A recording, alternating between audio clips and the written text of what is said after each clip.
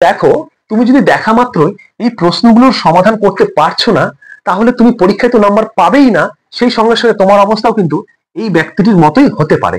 ইনি কি করেছে, কিছু পরিমাণ টাকা নির্দিষ্ট একটা সুদের হারে কাউকে ধার দিয়েছে, কিন্তু কত টাকা ধার দিয়েছে সেটা সে ভুলে গেছে। এখন সে কি করছে, টেনশনে পড়ে গেছে। ঠিক সেম একটা গল্প, কিছু পরিমাণ টাকা বার্ষিক 7% সরল সুদে 4 বছরে 280 টাকা সুদ হয়। আসল টাকা কত? খুব ভালো করে দেখো, না হলে কিন্তু তোমার অবস্থাও এমনই হবে। এখানে কি তথ্য দেওয়া হয়েছে? এখানে তথ্য দেওয়া রয়েছে 7%।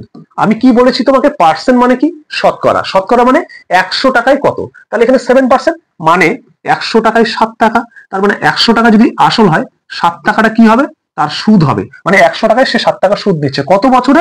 বার্ষিক বলেছে, মানে 1 ইয়ারে। তাহলে এবার এই 100 টাকাটা 1 বছরের জন্য 7 টাকা নিচ্ছে।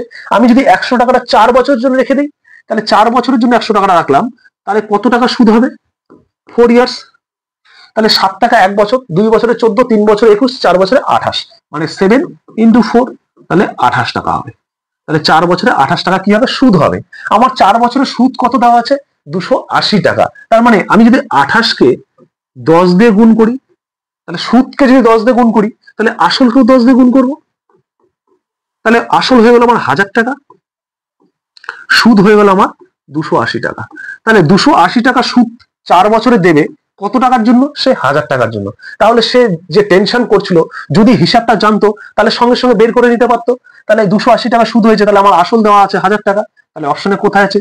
এই নাম্বারে। যদি বুঝে গেছো, ভিডিওতে একটা লাইক করে দিও, আর ভালো লাগলে বন্ধুদের সঙ্গে শেয়ার করে দিও, যারা আগামীতে নবোদয়ের পরীক্ষা দেবে।